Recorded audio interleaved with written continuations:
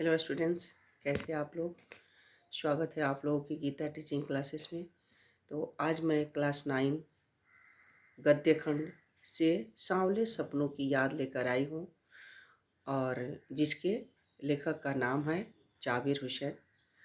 ये जो कहानी है, ये कहानी की मैं ये सेकेंड नंबर वीडियो दे रही हूँ और पहला वीडियो मैं दे चुकी हूँ। तो सेकेंड नंबर जो वीडियो है, इसमें भी कवि की अस्तित्व के बारे में, उनकी रुचि के बारे में सारे चीज़ों को उकेरा गया है। सलीम अली जीवन के अंत तक, जो सलीम अली थे, जीवन के अंत तक पक्षियों के सुंदर रहस्यों की जानने की इच्छा, उनकी कल्पना संजोए हुए चलते रहे हैं। यहाँ तक कि उन्होंने अपने अंतिम समय में, अंतिम जीवन यात्रा में भी इन्हीं सपनों को पूरा करने के लिए वे निकले थे। ये वीडियो मेरी यदि आप लोगों को अच्छी लगे तो लाइक कीजिएगा, कमेंट कीजिएगा और आप मेरे चैनल पर यदि न्यू हैं तो सब्सक्राइब करना मत भूलिएगा।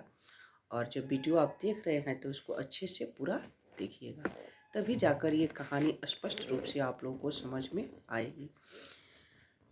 सलीम अली पक्षियों के रहस्य भरे संसार को खोजने तथा बचाने में लगे कल्पनाशील और जिज्ञासु पक्षी वैज्ञानिकों को पंखों पर सवार सांवले सपनों की हुजूम लेकर चलते रहे और इनको सांवले सपनों का हुजूम भी कहा गया है।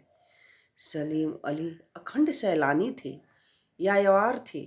उनके कंधों पर सफ़र का सामान था। कंधों पर सफ़र का सामान मतलब हमेशा उनकी आंखों पर दूरबीन चढ़ी रहती थी पक्षियों की तलाश में। आंखों पर दूरबीन चढ़ी रहती थी। वे दूर दूर तक उन सुंदर दृश्यों को देखना चाहते थे। उनकी तुलना में उस वन की पक्षी से की गई है। किसकी तुलना में? सलीम अली की। सलीम अली की तुलना उन वन की पक्षी से की गई है जो जीवन की आखिरी गीत गाकर मौत की माटी में प्रवेश कर रहा है। सलीम अली भी एक ऐसा ही जीवन जिए हैं जो इस पाठ्य में उजागर किया गया है।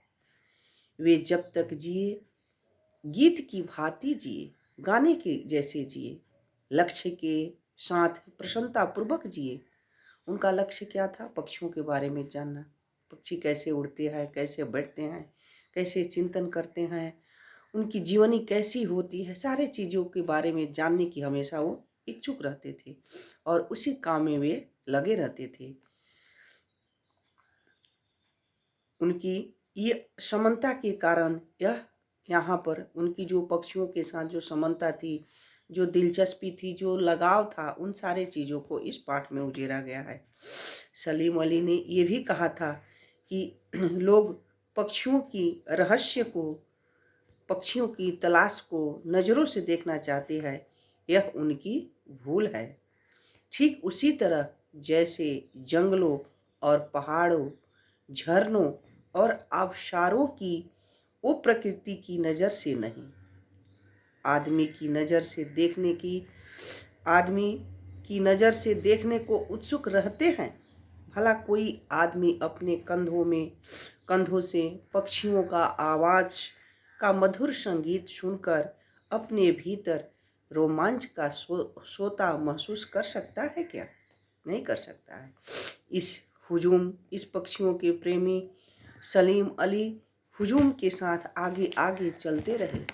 सलीम अली अपने कंधों पर सैलानियों की तरह अपनी अंतहीन का सफ़र का बोझ उठाए, लेकिन यह सफ़र पिछले तमाम सफ़रों से भिन्न है। भीड़ भाड़ की जिंदगी और तनाव के माहौल से सलीम अली का यह आखिरी पलायन है। अब तो वह उस वन पक्षी की तरह है, प्रकृति में विलीन हो रहे हैं, जो जिंदगी की आखिरी गीत गाने के बाद मौत की गोद में जा बसा हो। कोई अपनी जिस्म की हरारत और दिल की धड़कन देकर भी उसे लौटाना नहीं चाहता है। पक्षी अपने सपनों के गीत दोबारा कैसे गाएंगे? इन्हीं सब चिंतन में सलीम अली हमेशा लगे रहते थे। जो सलीम अली की आत्मकथा है उसका नाम है fall of the sparrow. D.H. Lawrence की मृत्यु के बाद, D.H. लॉरेंस मतलब उनकी ये जो पत्नी थी, उनकी पत्नी फ्रीडा लॉरेंस से प्रार्थना की गई कि वे अपनी पत्नी के बारे में कुछ लिखें। सलीम अली से रिक्वेस्ट किया गया, आग्रह किया गया कि अपनी पत्नी के बारे में आप कुछ लिखिए, लेकिन सलीम अली ने उसके बारे में लिखना अच्छा नहीं समझ पाए, अच्छा नहीं महसूस किए। फ्रीडा ने कहा, मेरे पति के बारे में मुझसे अधिक मेरे छत पर जो बैठी गौरैया है वो जानती है। उससे यदि बोलिएगा, उससे कहिएगा लिखने के लिए तो वो बहुत अच्छा से लिख सकती है। ऐसी चीज़ क्यों बोली आप लोग जानते हो? क्योंकि सलीम अली को अपने घर परिवार पत्नी ये नहीं कि छोड़ दिए थे, लेकिन उतना प्रेम नहीं था जितना उनके पक्षियों से प्रेम था, जिसकी तलाश में वो सारे दिन इधर उधर इस जंगल से उस जंगल, उस झरनों से उस झरने भटकते रहते थे। इसीलिए फ्रीडा ने ऐसे बोला कि ये चीज़ मेरे पति से न कहकर उस छत पे जो गौरैया बैठी है उससे कहा जाए तो शायद वो मेरे बारे में ज़्यादा अच्छा बता सकती है। लॉरेंस इतना खुला और सीधा सरल इंसान था जो अपने परिवार से ज़्यादा उन पक्षियों से लगाव था। सलीम अली की प्रेरणा थी ऊंचाइयों को छूना। बचपन में गलती से सलीम अली के हाथों से एक गौरैया घायल हो गई थी। उसी दिन से वे पक्षियों के खोज में रुचि लेने लगे थे। प्रकृति के रहस्यों को जानने के लिए वे एक दूसरे से ऊंचाइयों ऊंचाइयों को छूने लगे और मानो वे प्रकृति के प्रेमी बन गए। सलीम अली निरंतर भ्रमणशील रहे। भ्रमणशील मतलब हमेशा इधर उधर घूमते रहे। अखंड अयावार बने रहे, मतलब सबकी यादगार बने रहे। उनकी याद करके लगता है कि आज भी वे पक्षियों के खोज में निकले हैं और अभी गले में दूरबीन लटकाए खोजपूर्ण नतीजों के साथ लौट आएंगे। ऐसा अभी भी एहसास किया जाता है जब सलीम अली के बारे में याद किया जाता है, तो यही सब चीज़ सबके मन में, सबके रहस्यों में आती है। तो सलीम अली का जीवन ही इस तरह था। ये जो मैं गद्य खंड आप लोगों को बता रही हूँ, गद्य खंड का ये अंतिम चरण का जो संवाद है, ये आप लोग अच्छे से सुन लीजिएगा तो इस पार्ट से कहीं भी कोई क्वेश्चन आंसर आता है तो आप लोग आसानी से इसका आंसर दे सकते हो। सलीम अली को पक्षी प्रेमी भी कहा गया था। वे पक्षियों की दुनिया को आनंद लेने के लिए नहीं बल्कि उनकी आनंद को बनाए रखने के लिए दिखते थे। इसी कारण वे पक्षियों को उन्हीं दृष्टि से देखते थे। लोग प्रकृति को, पहाड़ों को, झरनों को, जंगलों को, पक्षियों को अपने नज़रों से देखते हैं। वे इनके होने में अपना भला बुरा, अपना सुख दुख, अपना लाभ हानि सब कुछ समझते हैं। पक्षियों की भाषा अलग होती है, मानव उसे समझ नहीं सकता। ये किसका कहना है? ये सलीम अली का कहना है कि पक्षियों की भाषा अलग होती है, उसे मानव समझ नहीं सकता है। पक्षी अपने अनुभूति को जिन स्वरों या क्रियाओं में व्यक्त करता है उसे समझना मनुष्य के लिए संभव नहीं है। इसलिए यह उनकी मधुर आवाज़ सुनकर रोमांचित नहीं हो सकता। रोमांच का सोता फूटने का आशय होता है कि आनंद का गुदगुदी होना, अपने अंदर जो खुशी की अनुभूति होती है उसको एहसास करना होता है। कोई वृंदा बन जाए, कोई नदी का सांवला पानी उसे देखे, पूरे घटना क्रम को याद दिला देता है।